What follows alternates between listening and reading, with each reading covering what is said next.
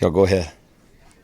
So it's just confidence-wise, like this time compared to last year, how much do you feel like your staff, your offense, knowing cadence of guys, kind of growing over that time? Yeah, I mean, it's just it's night and day from last year, from a sense of just confidence and mostly more than anything continuity. From the staff down, from the players. When you've got a quarterback that knows what's going on and knows what we're doing, that kind of just bleeds to the rest of the team. And then, staff wise, this time last year, if there was a mistake or something happened, I was trying to get there as fast as I could to correct it. Now, before I can even get words out of my mouth, Coach Freeman's fixing it or Dyrell's fixing it. So that piece of it is just totally different, and it's allowed us to, try to accelerate a little bit as far as what we're doing, but at the same time, never doing too much too fast. You guys had Mike Wright, obviously, to the quarterback room. How do you balance his talent, but also Peyton's the guy? So I don't know how you balance that. Yeah, it's a deal where Mike was brought here for a reason. He was brought to add depth and to do those types of things. And if we ever got in a pinch, get him in the game. I don't foresee anything to where we're ever playing the two quarterback system or anything like that. That's just not something I really believe in. It's kind of the old saying, like, if you got two quarterbacks, you don't have one. And I think you just mess with the rhythm of your starter if you kind of do some of that stuff. So Mike will find his role. That's the thing I love about Mike Wright. He has great leadership qualities. He is a great teammate. He's one of those guys. He is the opposite of an energy vampire. He brings great energy every day. And so, Mike will have a right on this team. He'll have a role in this team, whether it's special teams, offense, whatever it may be. But we'll find him a role somehow. As far as Caden goes, obviously had the offseason surgery and kind of ramped up back to full speed at the end of spring. How would you assess where he's at this point? Yeah, just miles ahead of where he was a year ago. Just doing a great job of just trying to soak everything in. And he's asking questions like crazy. He's asking questions like a guy that just got here. And that's exciting because he's just constantly wanting to learn. Injury-wise, he got to get those reps in spring, which I think was huge. There was no, getting back into the rhythm of things, started fall camp. He hit the summer run and been the same through fall camp. So couldn't be more excited where he's at and just his development. With the offense, what changes do you make? How does it keep evolving versus just being more consistent? Yeah, I mean, I think the biggest thing for us that you would see from last year to this year is really internally. We've changed a lot of signals up, a lot of calls up front. We have a common opponent. We just played a team in the bowl game that will play first game of the year.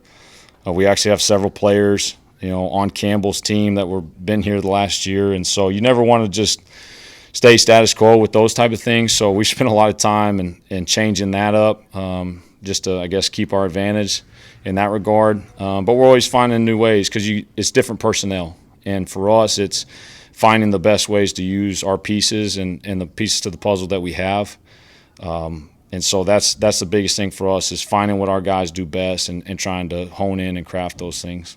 Coach, as far as young or new guys to the team this year, is there anyone that's really stood out to you that you see make an impact maybe say last year? A couple guys in that receiver room that really, really excited about. A couple guys that are new in Tyler Johnson and Quez Petaway.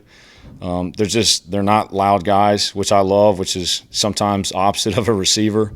They just come to work every day. And a guy that has been in our program since we've been here is a guy, Malik Leverett. Could not be more proud of him. Like his just demeanor is exactly what you want. It's a workman mentality. He's come to work every day and just kept his head down, and he keeps making plays, keeps showing up. And that's what we tell our guys. If you want to play for us, if you want to play on this unit, you've got to build trust, and Malik has built a ton of that over the last couple weeks.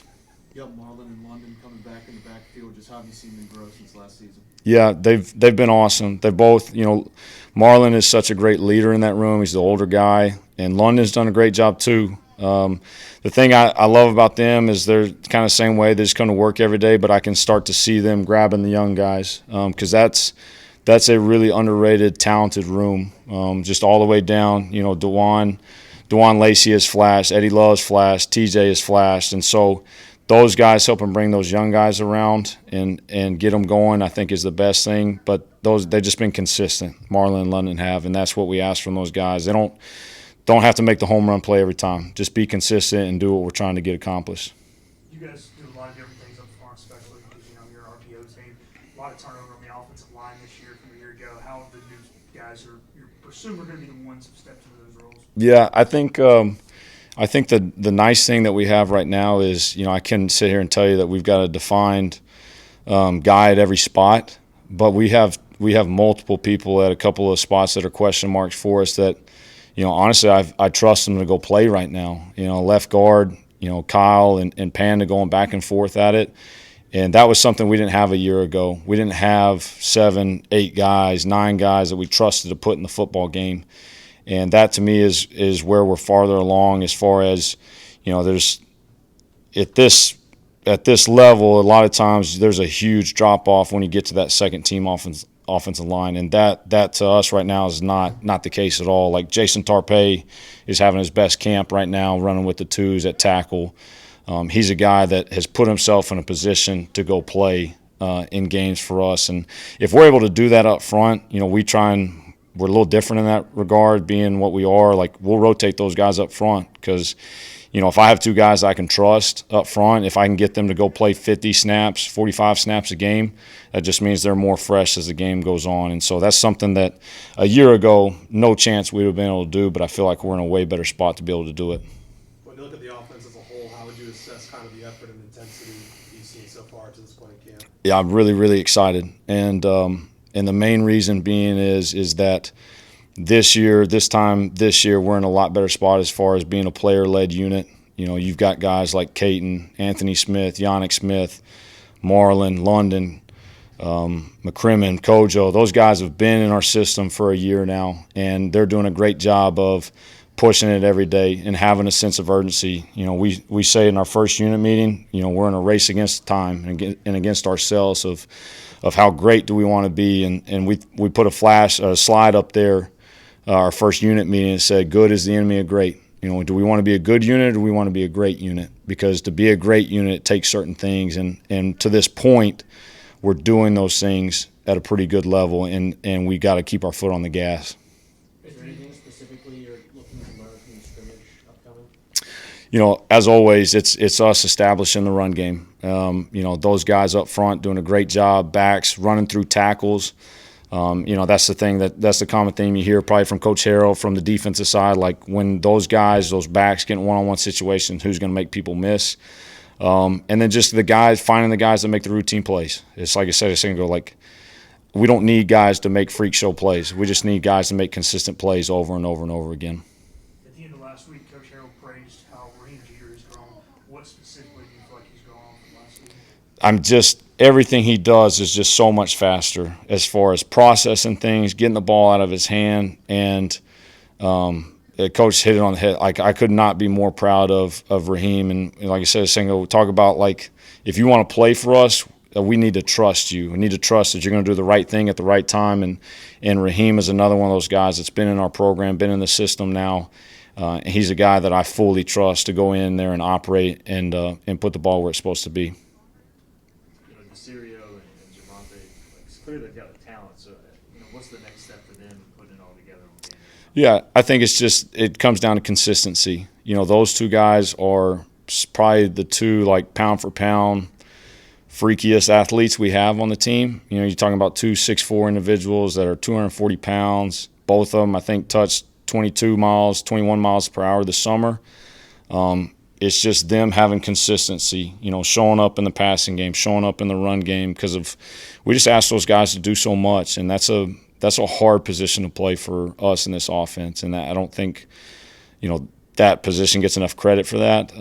So we put a lot on them, and it's just consistency. They got to be able to do it all, and if they don't, it's hard to keep them in the game. But to this point, they've both done it. They both are having their best camp since I've been around them, especially Javante. Obviously, I've got history with him. He's in just a different place mentality-wise. He's got a great personality, but sometimes he struggles honing it in, and he's done that to this point. We got to keep going with him. One more question. Coach, this is your second year here. Just how more comfortable are you calling plays or going through the spring than compared Yeah, I think having the ability to just reflect back and obviously do a ton of self-scout on us last year, seeing how we grew, not only after the season but throughout the season, how we got better, how I got better. And I think that's what I want to continue to do even through fall camp. What are ways that I can continue to grow as a play caller. But just like I said earlier, just so much more comfortable just because of the continuity. Like having the same exact offensive staff we had sitting in that room a year ago, like that's so undervalued because we're all speaking the same language. I don't feel like I'm having to fix 1,000 things. I trust those coaches to go do it for me and say exactly how we want it. And so just couldn't be more comfortable and just excited for, obviously the players we have, but also the staff and just the continuity there.